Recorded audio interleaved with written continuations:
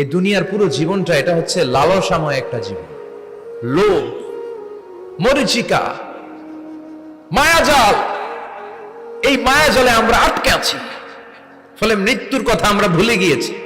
পাগলের মতো ছুটছি, আরো টাকা লাগবে, আরো খ্যাতি লাগবে, আরো যশ লাগবে, আরো দাপট লাগবে। আমার এত টাকা দিয়ে কি হবে, এত সম্পদ দিয়ে কি হবে, এত ব্যস্ততা দিয়ে কি হবে তোমার? স্টপ, থামুন, অনেক হয়েছে, আন্না, থামুন। Take a rest, take a breath and think about death. Think that you have to go back to your Lord. একটু বসেন না, একটু ভাবেন যে আমাকে চলে যেতে হবে, চলে যেতে হবে। এই কোলাহল, এই ব্যস্ততা, এগুলো থাকবে, থাকবো না আমি। সাইয়েদনা ওমর ফারুক বলেছেন, মুতু ক্বাবলা আন তামুতু, মরার আগে একবার মরো। হাসিবু ক্বাবলা আন তুহাসাবু আলাইকুম, তোমার হিসাব নেওয়ার আগে তুমি একবার নিজের হিসাবটা করো না।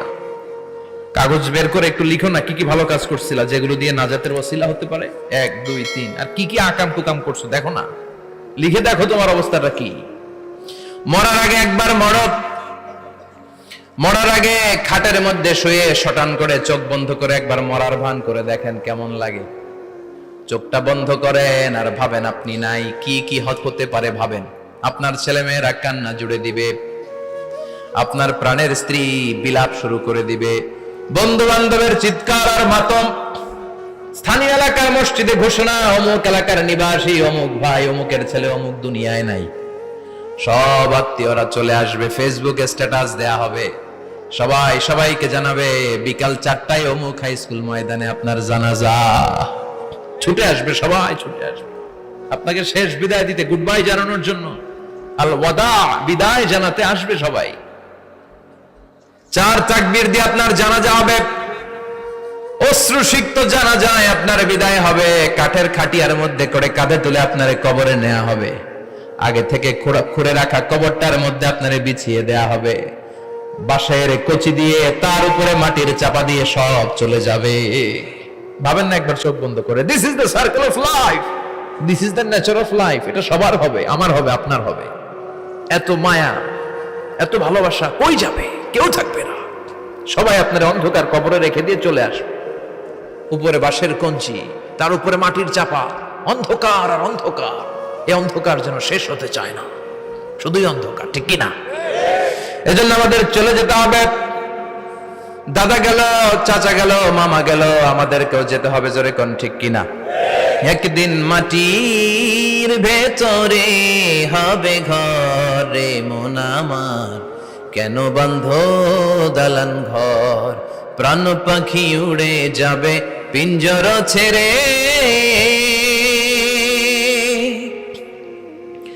ধরা ধামে সবই রবে তুমি যাবে চলে, বন্ধু বান্ধব যত, মাতা পিতা যারা সুত, সবই হবে তোমার পরে, মন আমার কেন বন্ধ দালান ঘর, একদিন মাটির ভেতরে হবে ঘরে মন আমার, কেন বন্ধ দালান ঘর, ঠিক কিনা?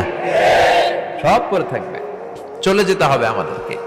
এজন্য আখিরাতের কথা যেন আমাদের স্মরণ হয়। বিশ্বনবী বলতেন, নাহাইতুকুমান জিয়ারাতিল কবুর, আমি তোমাদেরকে কবর জিয়ারত করতে আগে নিষেধ করতাম, কিন্তু এখন নিষেধাজ্ঞা প্রত্যাহার করে নিলাম। এখন সব সময় তোমরা কবরের সামনে যাবা আর জিয়ারত করবা। কবরস্থানে জানতো বড়ুয়া কৃষ্ণপুরের এই গ্রামের কবরস্থান আছে কোন দিকে? পূর্ব দিকে আছে, গোখরার জলের ওদিকে। যান আপনারা, একটু যাবেন, একটু গেলে আখিরাতের কথাটা স্মরণ হবে। ওখানে ছোট শিশুরা শুয়ে আছে, কিশোর যুবকরা আছে, আপনার মতো তাগড়া যুবক, মুরব্বীরা আছে। এরা এই এলাকায় থাকতো, এরা আকাশ থেকে নেমে আসে না, এই এলাকার সন্তান, আজ নাই। একটা সার্টেন পিরিয়ড শেষে আপনিও থাকবেন না। This is the nature of life, this is the circle of life. ছোট্ট শিশু হয়ে এসেছিলেন, শৈশব, কৈশোর, যৌবন, প্রৌঢ়ত্ব। আগে ছিলেন সিঙ্গেল, বিয়ে করে হয়ে গেলেন ডবল। এরপরে আল্লাহ আপনাকে একটা মেয়ে দিল, এরপরে মেয়েকে বিয়ে দিয়ে শ্বশুর হলেন, এরপরে ওই মেয়ের ঘরে সন্তান হতে নানা হলেন। আর কতদিন? অনেক দিন হলো তো, অনেক লম্বা সময় পেয়েছেন আপনি। Think about death. এবার যাওয়ার কথা ভাবেন, আখিরাতের সামানের কথা ভাবেন, ফিরে যেতে হবে। কি শক্তিশালী যুবক, বার্ধক্য চলে আসলে লাঠি ছাড়া চলতে পারে না। কুচকুচে কালো দাড়ি সাদা হয়ে যায়, দাড়ির শুভ্রতা, বয়সের ভার, রং ধরা যৌবন জং ধরে শেষ, ঠিক কিনা? This is the circle of life. যুবক ভাইরা, এটাই জীবন, চলে যেতে হবে, কেউ থাকতে পারবে না, ঠিক কিনা? এটা রিমাইন্ডার আল্লাহ এই সূরার ভেতরে দিয়েছেন যে তোমাদেরকে ফিরে যেতে হবে, এই লোভ লালসা ছেড়ে দাও। রব্বুল আলামিন বলেন, আলহাকুমুত তাকাসুর হাত্তা যুরতুমুল মাকাবির। ও গোলাম, দুনিয়ার সম্পদ, লোভ লালসা তোদেরকে পাগল বানিয়ে দিয়েছে। এই লোভ পাগলামি কোনোদিন তোদের থামবে না যতদিন না তোরা কবরে ঢুকবি, ঠিক কিনা? কার কথা? আল্লাহ বললেন, দুনিয়ার সম্পদ আর লোভ আর মোহে তোমরা গাফেল হয়ে গিয়েছো। আখিরাতের কথা বেমালুম তোমরা ভুলে গিয়েছো, কিন্তু আখিরাতে তোমাদের যেতেই হবে, কবরের বাড়িতে তোমাদের ঢুকতেই হবে, ঠিক কিনা? যেতেই হবে, আমরা ভুলে যাই। আলহাকুমুত তাকাসুর, অতিরিক্ত পাওয়ার লোভ, বেশি বেশি খাওয়ার লোভ, বেশি বেশি জমানোর লোভ মানুষকে গাফেল বানিয়ে দিয়েছে। এটা মানুষের স্বভাব, আরো চাই আরো চাই, এই স্বভাবটা আছে না নাই? দেখবেন ছোট বাচ্চারা মসজিদের দোয়া অনুষ্ঠান শেষে জিলাপি দেয় না? বড়ুয়া কৃষ্ণপুর কি দেয়? আগে বাতাসা দিত না, এখন কি দেয়? জিলাপি দেয়, মিষ্টি দেয়। তো মসজিদের 2-3 গেট থেকে যদি দেয়, ছোট বাচ্চারা দেখবেন এদিক দিয়ে কয়েকটা নিয়ে আবার ওই গেটে লাইন ধরে। ওর হাত হলো ছোট হাত, ওর হাত ভর্তি জিলাপি, আর নেওয়ার জায়গা না, এরপর আরেক জায়গায় লাইন ধরছে, আরো লাগবে আরো লাগবে, এই আরো আরো আরো চাই, এই স্বভাবটাই মানুষকে কুড়ে কুড়ে শেষ করে দিয়েছে। এত লাগবে কেন তোমার? চাহিদার কোনো শেষ নাই, unlimited demand of human being. যার আছে বেশি তার চাই বেশি, যার সাইকেল আছে তার হুন্ডা চাই, হুন্ডা আছে তো প্রাইভেট কার চাই, প্রাইভেট কার আছে তো প্লেন চাই, প্লেন আছে তো হেলিকপ্টার চাই, হেলিকপ্টার আছে তো ওইটা চাই, ওইটা আছে তো সেটা চাই, ঠিক কিনা? এলাকার মেম্বার যে হয়েছে চেয়ারম্যান হতে চায়, আছে না নাই? চেয়ারম্যান সাহেব এমপি হতে চায়, আছে না নাই? এমপি সাহেব মন্ত্রী হতে চায়, আছে না নাই? মন্ত্রী সাহেব প্রধানমন্ত্রী হতে চায়, আছে না নাই? কিন্তু এই দেশে সুযোগ নাই, কথা কন। এই দেশে প্রধানমন্ত্রী সিলেক্টেড, 2-3 জনের বাইরে কেউ প্রধানমন্ত্রী হতে পারবি না, ঠিক কিনা? আমার এই জীবনে তো আমি 2-3 জনই দেখলাম। বেগম খালেদা জিয়া, মাননীয় প্রধানমন্ত্রী শেখ হাসিনার ছোট্টবেলা দেখেছি এরশাদকে, আমরা তখন ছোট। তো মানুষের চাহিদার কোনো শেষ নাই, যার আছে বেশি তার চাই বেশি। এজন্য বিষ্ণু বলেছেন, উনজুরু ইলা মান হুয়া আসফালা মিন, তোমার চেয়ে যে খারাপ আছে ওর দিকে তাকাও। ওয়ালা তানজুর মান হুয়া আ'লা মিন, তোমার চেয়ে যে ভালো আছে ওর দিকে তাকায়ও না, তোমার চেয়ে যে খারাপ অবস্থানে আছে ওর দিকে তাকাও। অনেকে নিজের অবস্থান নিয়ে সুখী না, এরকম আছে না নাই? আল্লাহ আমার এটা দিল না রে, ওইটা দিল না রে, পাইলাম না রে, কিচ্ছু হয় না, কি করব জীবনে, হতাশ। আসলে আছে কিন্তু অনেক, কিন্তু শুকরিয়া নাই, ডাকাত, ঠিক কিনা? নিজের অবস্থান নিয়ে সুখী না, কিন্তু অনেক লোক আছে তারা আপনার অবস্থানে পৌঁছতে চায়। তাদের দিকে তাকিয়ে দেখেন, আপনি যে অবস্থানে আছেন এই অবস্থানে পৌঁছাটা অনেকের কাছে স্বপ্ন।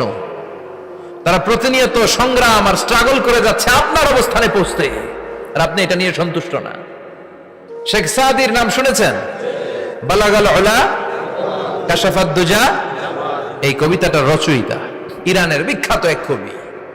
উনি একবার আর্থিক সমস্যার মধ্যে দিয়ে সময় কাটাচ্ছেন, টাকা নাই, পয়সা নাই, পায়ে দেওয়ার মতো জুতা নাই। উনি খুব দুঃখ পেলেন, হায় রে, আমি ইরানের এত বড় কবি, আমার পায়ে দেওয়ার মতো জুতা নাই। দুঃখ ভরা মন নিয়ে রাস্তায় হাঁটতে বেরোলেন। হাঁটতে হাঁটতে হঠাৎ দেখলেন একটা লোক শুয়ে শুয়ে কাঁদছে, ওই লোকটার 2টা পাই নাই, পাই নাই। উনি সেজদায় পড়ে গেলেন, আল্লাহর কাছে ক্ষমা চাইলেন, আল্লাহ অনেক দিয়েছো, শুকর আলহামদুলিল্লাহ। এজন্য যেই পরিস্থিতিতেই থাকি না কেন আমরা কি পড়বো? জোরে বলেন, কি পড়বো? এজন্য আল কানাতু মিনাল ইসলাম, অল্পে তুষ্ট থাকার নাম হলো ইসলাম। সম্পদ লাগবে কিন্তু সম্পদের পাহাড় লাগবে না, ঠিক কি না? অল্প খান, অল্প পড়েন, অল্প জামান, অল্পের ভেতরে বরকত ঢুকায়া দিছে কে? দেখবেন যাদের সম্পদ অল্প তারা সুখী বেশি। জরিপে এটা দেখা গিয়েছে, অনেক সার্ভেতে এটা এসেছে, যারা সম্পদশালী এরা দুঃখী বেশি, এদের দুঃখ বেশি, টেনশন বেশি। খুব স্বাভাবিক, টাকা যার বেশি রোগ তার বেশি, টাকা যার বেশি টেনশন তার বেশি, টাকা যার বেশি ঘরে শান্তি তার কম, আছে না নাই? ঘরের ভিতরে অশান্তি, ছেলে কথা শোনে না, ছেলে টানে গাঞ্জা, মেয়ে করে পরকিয়া, আছে না নাই? স্ত্রী কথা শুনে না, ভালোবাসা নাই, ঘরটা জাহান্নামের টুকরা। রোগ বালাই, এক একটা হসপিটাল বিল পরিশোধ করতে মাসে 5 লাখ 10 লাখ, আছে না নাই? কিছু খেতে পারে না, ডাক্তার একেবারে ডায়েট মেনু বেঁধে দিয়েছে। ডায়েট, ভেরি ডায়েট মেনু, এটা এটা এটা এটা কিছুই খাবেন না, শুধু গরু খাবেন না, খাসি খাবেন না, চিংড়ি খাবেন না, খালি ঘাস খাবেন, ইচ্ছে মতো ঘাস খাবেন, মানে ঘাস জাতীয় যত আইটেম আছে সব খাবেন, শাক খাবেন, সবজি খাবেন, সালাদ খাবেন। গরু, চিংড়ি, মুরগি, গোশত, ইলিশ কিছু খেতে পারে না। তাহলে রোগ বেশি, খাওয়ার মজা নাই, ঘরে সাংসারিক শান্তি নাই, খালি ব্যারাম আর ব্যারাম, ঠিক কিনা? কিন্তু সম্পদের পাহাড় ঘটেছে। আর অল্প যারা খায়, অল্প পড়ে, রিক্সাওয়ালা, কুলিওয়ালা, অল্প বেতনের চাকরি, কিন্তু হক হালালি মেনে চলে, দেখবেন শান্তি আছে অনেক। হ্যাঁ, বাসা ভাড়া দেয়, ফ্যামিলি চালায়, বাচ্চাদের স্কুল বিল, এরপরও মাস শেষে 1-2 হাজার টাকা হাতে থেকে যায়। আর ওর প্রতি মাসে 10 কোটি টাকা ইনকাম, তারপরও ব্যাংকের ঋণ আছে না নাই? সুখ কারে বলে? কিভাবে আপনি সুখকে ডিফাইন করবেন? সুখ তো টাকায় কিনা যায় না, শান্তি টাকা দিয়ে হয় না, শান্তি দেওয়ার মালিক কে? শান্তি আছে অল্প খেয়ে শুকর করার মধ্যে, শান্তি আছে আলহামদুলিল্লাহর মধ্যে। চিল্লায় বলেন ঠিক কিনা? এজন্য অল্প খাবো, অল্প পড়বো, অল্প জামাবো, অল্পের ভেতরে বরকত দিয়েছে কে? দেখেন, ধনী ভাইরা খেতে পারে না, কিন্তু রিক্সাওয়ালার কি সমস্যা হয়? রিক্সাওয়ালারা সব খেতে পারে, কুলিওয়ালা, দিনমজুর, এরা একেবারে স্লিম সুঠাম দেহি, মেদহীন পেট, পেটে কোনো মেদ নাই, ভুড়ি নাই। আর কোটিপতিদের মেদ আছে না নাই? এত বড় বড় পেট, ঠিক কিনা? আমাদেরও পেট আছে, তবে হালাল পেট, এটা হারাম টাকা দিয়ে এই ভুড়ি বানাই নাই আমরা। ছেলে বলেন ঠিক কিনা? রিক্সাওয়ালা, কুলিওয়ালা নিজেও নামাজ পড়ে, বউও নামাজ পড়ে, বাচ্চাটাও নামাজ পড়ে, রিক্সা চালায় আর জিকির করে লা ইলাহা